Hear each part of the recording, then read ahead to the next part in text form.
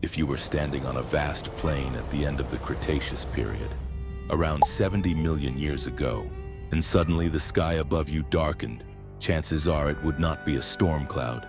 It would be the shadow of a colossal creature spreading its wings. A creature as tall as a giraffe, with wings longer than a light aircraft, gliding through the air in absolute silence. That creature was Quetzalcoatlus, a name that once led both scientists and the public to believe this was the supreme ruler of the prehistoric skies. Quetzalcoatlus was not a dinosaur, yet it overshadowed many dinosaurs in sheer presence. Belonging to the pterosaurs, the first flying reptiles in Earth's history, Quetzalcoatlus was named after Quetzalcoatl, the feathered serpent god of Aztec mythology. And that name was anything but accidental. With an estimated wingspan of 10 to 11 meters, it was one of the largest flying creatures that ever lived. When standing upright on the ground, it could reach a height of 5 to 6 meters, comparable to a 2-story house. That size alone was enough to turn it into a living nightmare in broad daylight. But what truly made Quetzalcoatlus frightening was not just its size. Its body was a strange blend of elegance and menace. A long head, a sharp, toothless beak like a living spear. A long, flexible neck allowed it to observe and strike prey from a safe distance. Its wings were not like those of birds, but enormous skin membranes stretched from elongated fingers to the body and hind legs. Each wing beat, if it occurred, could generate a gust of air powerful enough to knock smaller creatures off their feet below. For decades, scientists fiercely debated the lifestyle of Quetzalcoatlus. At first, it was imagined as a giant eagle, soaring through the skies and diving down on its prey. But modern research has painted an even stranger picture. Quetzalcoatlus may have spent much of its time walking on land. With long, powerful legs, it has been compared to a terrestrial predator that can fly, roaming ancient plains, stalking small animals, reptiles, or even juvenile dinosaurs. Its ability to take off also defied conventional expectations. It did not need a running start like today's large birds. Instead, it used a mechanism known as quad launch, concentrating the full strength of all 4 limbs, especially its muscular forelimbs, to catapult its body, weighing hundreds of kilograms, straight into the air in an instant. It was an explosive launch, fast, powerful, and overwhelming. Because of all this, for a long time, Quetzalcoatlus was celebrated as the ultimate symbol of gigantism in the skies. It appeared in textbooks, documentaries, illustrations, and became the standard reference whenever people spoke of the largest flying creature that ever lived. But what if the being that darkened the sky was not actually the most dangerous flyer that ever existed? Quetzalcoatlus was enormous, terrifying. But perhaps it was not the most fearsome giant ever to dominate Earth's skies. And elsewhere, on an isolated ancient island in Europe, an even more bizarre and dangerous creature was waiting to be named. While Quetzalcoatlus spread its wings over the vast continents of ancient North America, on the other side of the ocean, Cretaceous Europe was fragmented into countless isolated islands. On one island called Hatzeg, where large predatory dinosaurs were almost entirely absent, nature assigned a pterosaur a completely different role. No longer merely a flyer scavenging for fish or carrion, this creature evolved to become stronger, heavier, and more aggressive. Hatzeg was like a closed cage, a place where evolution did not have to follow the rules of the rest of the world. That creature bore a name unfamiliar to the general public, yet one that makes many scientists cautious when it is mentioned: Hatzegopteryx. What makes Hatzegopteryx one of the most controversial and haunting creatures in the history of paleontology is not its wingspan, but the way its body challenges every limit humans have ever assigned to flying animals. From the very first fossil fragments to be analyzed, scientists recognized something unusual. This was not a pterosaur built to be light for flight. First and foremost was the skull, the most striking and terrifying part of Hatzegopteryx. Unlike the long, narrow, and slender skulls of many other pterosaurs, the skull of Hatzegopteryx was unusually wide, short, and thick. It possessed one of the largest skulls among non-aquatic animals, reaching lengths of up to 2.5 meters. Unlike most flying reptiles with delicate skulls, the head of Hatzegopteryx was extremely robust with large ridges indicating the presence of powerful muscle attachments. All of this points to one conclusion. This was not a head built for flying. It was a head built for fighting. Its enormous beak, toothless yet sharp like a blade of bone, functioned like a high-pressure clamp. With such a skull structure, many researchers believe Hatzegopteryx could generate a bite force strong enough to kill large prey in a single strike, even targeting animals that other pterosaurs would never dare to approach. This was the first sign that Hatzegopteryx was not merely an opportunistic flyer, but a true predator. Next came the neck, a feature often overlooked yet absolutely vital. The neck of Hatzegopteryx was short and broad, only about half the length expected for a flying reptile of comparable size. This structure, known as a Frankenstein neck, was extremely strong, capable of withstanding forces up to 10 times its body weight during attacks on prey. This allowed the massive head to be held steady while delivering extremely powerful beak strikes. If Quetzalcoatlus can be imagined as a long spear, then Hatzegopteryx was more like a living sledgehammer, ready to smash down on prey with the full weight of its body. The torso of Hatzegopteryx also shattered conventional assumptions. Despite belonging to the Azhdarchids, a group known for light bodies and thin bones, Hatzegopteryx possessed a skeleton that was far thicker and more robust, to offset the weight of its massive skull and body and still remain capable of flight. Its bones were filled with numerous cavities and hollow spaces. This structure has been compared in the literature to expanded polystyrene, or styrofoam, allowing the bones to remain light while retaining flexibility and strength. This represented a clear trade-off: increased weight in exchange for exceptional power. Hatzegopteryx was not optimized to soar hundreds of kilometers, but to control the space around it. Its wings, although comparable to or even exceeding some estimates for Quetzalcoatlus in span, conveyed an entirely different impression.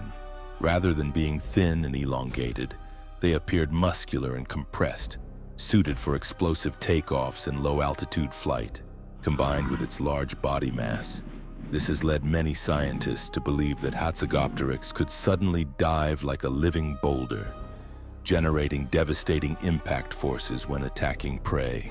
Finally, there were the hind limbs, the feature that truly made Hatzegopteryx a hybrid between a walker and a flyer. Its legs were long, thick, and powerful, capable of supporting its enormous body in an upright stance. On land, Hatzegopteryx was far from clumsy. Although capable of flight, Hatzegopteryx was primarily a generalist terrestrial predator. It used its overwhelming size and reinforced skull as weapons to stab or bludgeon prey to death, including the dwarf dinosaurs endemic to Hatzeg Island. Taken together, Hatzegopteryx was not simply a larger-than-average pterosaur. It was an evolutionary exception, a flying creature that did not follow the philosophy of being light in order to survive. To truly understand why Hatzegopteryx evolved along such an unusual path, we cannot look at body shape alone. The key lies in where it was born and grew up, a world entirely different from the vast open plains where many other pterosaurs ruled the skies. By the end of the Cretaceous period, Europe was not a continuous continent as it is today. Most of this region was fragmented into a massive archipelago, with hundreds of large and small islands scattered across a shallow tropical sea. One of the strangest of these islands was Hatzeg Island, located in what is now Romania. This was an isolated ecosystem, and Hatzeg Island is famous among paleontologists for the phenomenon known as island evolution. Many herbivorous dinosaurs here became much smaller than usual, while some other creatures evolved in the opposite direction, becoming larger, more distorted, and occupying unexpected ecological roles. The absence of giant apex predators like Tyrannosaurus created power vacuums within the food chain, and nature never allows such vacuums to last for long. In this context, Hatzegopteryx was not merely a flying animal searching for food from the air. It entered the ecosystem of Hatzeg Island as a top predator, operating both on the ground and in the sky. With its immense size and power-oriented body structure, Hatzegopteryx could threaten most animals living on the island at the time, from large reptiles and medium-sized vertebrates to the dwarf dinosaurs unique to Hatzeg. Unlike coastal pterosaurs that specialized in fishing, Hatzegopteryx primarily inhabited the island interior. Seasonal wetlands, open woodlands, ancient river floodplains, and open areas where prey was forced to move back and forth. Here, the ability to fly hundreds of kilometers was no longer the decisive advantage. More important was the ability to control territory, detect prey from above, and then rapidly descend to attack with overwhelming force. Ecologically, Hatzegopteryx may have filled a role similar to that of lions or brown bears in modern ecosystems. A predator that actively hunts but also does not pass up opportunities to scavenge. With its size and strength, it could easily drive smaller competitors away from food sources. This allowed Hatzegopteryx to maintain a position with virtually no true rivals on the island. The isolation of Hatzeg Island also meant that Hatzegopteryx did not have to compete directly with other giant pterosaurs such as Quetzalcoatlus. Instead of racing to achieve long-distance flight or extreme energy efficiency, this species evolved toward extreme specialization, becoming powerful enough to dominate a limited but resource-rich space. This is why many scientists argue that Hatzegopteryx did not need to be the best flyer.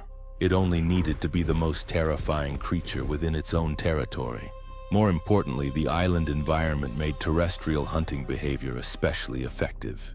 On an island where prey had few escape routes, a towering creature capable of observing from the air and attacking from the ground would become a true nightmare. Although it appeared bulky and ungainly, Hatzegopteryx was fully capable of flight. Its wings were fully developed and structurally similar to those of other flying reptiles, pterosaurs, indicating that its enormous size did not render it flightless. With an estimated wingspan of 11 to 12 meters, it is considered one of the largest animals ever to take to the skies. We need to discard a common misconception. Hatzegopteryx was not a creature that soared continuously through the air like seabirds or albatrosses.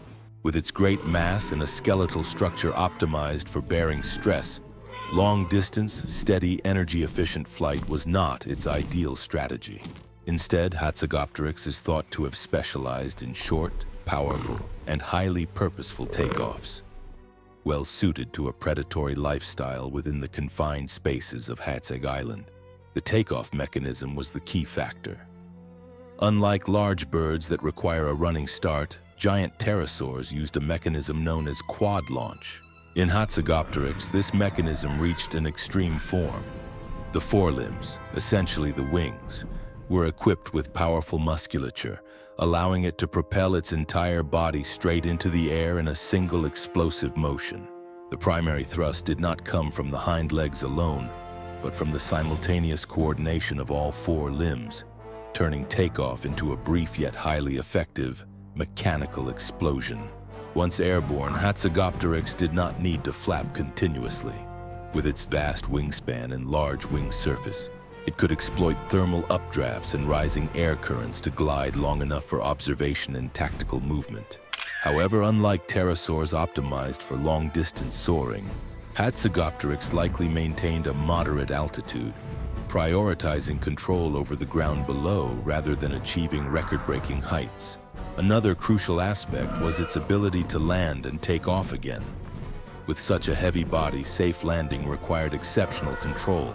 Current hypotheses suggest that Hatzegopteryx could land at a shallow angle, decelerating with its wings before transitioning into a stable, upright stance on its powerful hind limbs. This allowed it to quickly return to a ready state, whether to hunt, defend territory, or take off again within a short time. Notably, the flight ability of Hatzegopteryx did not exist for display, but to serve a survival strategy. Flight allowed it to overcome terrain obstacles, rapidly access prey-rich areas, and most importantly, create the element of surprise. A creature capable of observing from above and then suddenly appearing at close range would exert enormous psychological. Compared to the familiar superstars of the prehistoric world, Hatzegopteryx is a creature that science came to know very late. and even today it remains shrouded in many unanswered questions. This is not because it was unimportant. On the contrary, the very rarity of its fossils has made every fragment of Hatzegopteryx exceptionally valuable and also deeply challenging to interpret. The first fossils of Hatzegopteryx were discovered in the Hatzeg Basin of Romania, a region that has been famous since the late 19th century for its bizarre dinosaurs shaped by island evolution. However, it was not until the early 21st century, when massive skull fragments and unusual wing bones were studied in detail, that scientists realized they were facing a pterosaur unlike any that had been known before. Unlike many pterosaurs described from relatively complete skeletons, Hatzegopteryx is known only from scattered fossil remains, part of a skull, sections of wing bones, and a few limb fragments. Yet it was precisely these fragments that told a shocking story. A skull far too large by conventional proportions, bones far too thick for a flying animal. All of this forced researchers to ask a fundamental question. Have we underestimated the diversity of giant pterosaurs in the past? As a result, describing Hatzegopteryx has never been straightforward. Every hypothesis has sparked intense debate. How heavy was it? How did it fly? Was it truly an apex predator? But despite ongoing disagreements, one conclusion has gradually become clear. Hatzegopteryx was not an exaggerated variant of other pterosaurs, but the representative of an extreme evolutionary branch, one that could only arise under very specific ecological conditions such as those on Hatzeg Island. The rarity of its fossils also reflects a harsh reality. Hatzegopteryx may never have existed in large numbers. As an apex predator occupying the top position in the food chain of a limited island ecosystem, its population was likely always small. This made the chances of leaving behind a complete fossil record even more fragile.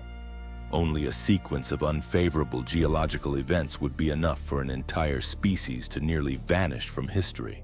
And then, like all other extraordinary creatures of the Cretaceous period, Hatzegopteryx did not escape the KPG extinction event around 66 million years ago. When a massive asteroid struck Earth, a chain of global reactions, wildfires, dust blotting out the sky, falling temperatures, and the collapse of ecosystems, wiped out most life on land and in the air. For a large animal with high energy demands and a dependence on stable ecosystems, Hatzegopteryx had almost no chance of survival. Its extinction was not merely the end of a single species, but also marked the close of the era of giant pterosaurs. After the KPG catastrophe, Earth's skies no longer had room for flying creatures weighing hundreds of kilograms. Birds, smaller and more agile, gradually took over the aerial realm, while giant ghosts like Hatzegopteryx survived only through broken bones and the imagination of humankind. Now let us temporarily set strict science aside and step into a controlled speculative scenario, one in which the two largest flying creatures ever to astonish humanity are forced into direct confrontation. Not in a laboratory, not on the pages of a book, but in a prehistoric world where territory, prey, and survival decide everything. On neutral ground where open plains stretch to the horizon and hot winds rise from the earth, two colossal shadows appear in the sky. On one side is Quetzalcoatlus, tall and slender with wings like gigantic scythes slicing through the air. On the other is Hatzegopteryx, flying slightly lower but heavy-set and solid like compressed power given the form of a flying creature. If this confrontation begins in the air, the initial advantage would most likely favor Quetzalcoatlus. With its long wingspan and a structure optimized for soaring, it can maintain altitude more effectively, using thermal updrafts to hold a position above its opponent. In this scenario, Quetzalcoatlus behaves like an observer, circling, keeping its distance, searching for an opening. Hatzegopteryx, heavier and never meant to perform in the sky, would not risk engaging in a prolonged aerial chase. It flies lower for shorter stretches, as if waiting for a different moment, because the true battle does not lie in the high sky, but in the place where both are forced to touch the ground. When Quetzalcoatlus lands, its aerodynamic advantage nearly disappears. Though still tall and intimidating, Its slender build makes it more of a specialist in movement than a machine built for combat. By contrast, on the ground, Hatzegopteryx reveals its true nature. A territorial dominator, with thick bones, a powerful neck, and an exceptionally impact-resistant skull, every step it takes carries immense psychological pressure. In a direct face-to-face encounter, Quetzalcoatlus may attempt to keep its distance, using the reach of its long beak as a deterrent. But this is a defensive strategy. Hatzegopteryx does not need to be faster, it only needs to get close enough. As the distance closes, the difference in evolutionary philosophy becomes clear. One creature optimized for movement, the other optimized for domination. The thick skull and broad beak of Hatzegopteryx allow it to withstand impacts that Quetzalcoatlus would struggle to answer in kind. In a close-quarters scenario, a single precise beak strike or a full-body collision could allow Hatzegopteryx to inflict serious damage. Quetzalcoatlus, despite its size, was not designed to endure prolonged direct blows. Naturally, its survival instincts would urge it to withdraw. And this is the key point. In most cases, such a confrontation would not end with the death of either animal. Quetzalcoatlus could exploit its ability to take off rapidly, escape an unfavorable situation, gain altitude, and leave the area. Hatzegopteryx, thinking like a territorial ruler, might not pursue, because it has already achieved its most important goal, removing the threat from its domain. But under harsher assumptions, no avenue of retreat, no terrain advantage, the balance would shift decisively. In a confrontation forced to produce a clear winner, Hatzegopteryx would most likely emerge as the dominant force, not because it flew better, but because it evolved to prevail in decisive moments, where raw power and the ability to withstand impact become matters of survival. And now, as the final picture closes, we can look back at the entire story with a clearer perspective. Quetzalcoatlus has not been dethroned from its status as a symbol of gigantism. It remains one of the most impressive flying creatures ever to exist, representing the conquest of the skies on a scale that modern humans can only imagine. But alongside that, Hatzegopteryx reminds us that evolution does not only produce those that fly the farthest, but also those that are the most terrifying in their own roles. If today's story has made you rethink giant flying creatures, if you have felt even a fraction of the grandeur and the fear of skies from tens of millions of years ago, don't forget to click like on the video. A small click from you is a huge motivation for the channel to continue exploring long-form, layered documentary topics without superficial treatment. And if you enjoy this kind of content, where science is told as a story, where every fossil has a voice of its own, be sure to subscribe to the channel and turn on notifications. There are still many creatures and many mysteries of ancient Earth waiting to be explored together with you. Thank you for staying with us until the very last moments. See you in the next video, where we will continue opening the door to some of the most astonishing chapters in the history of life.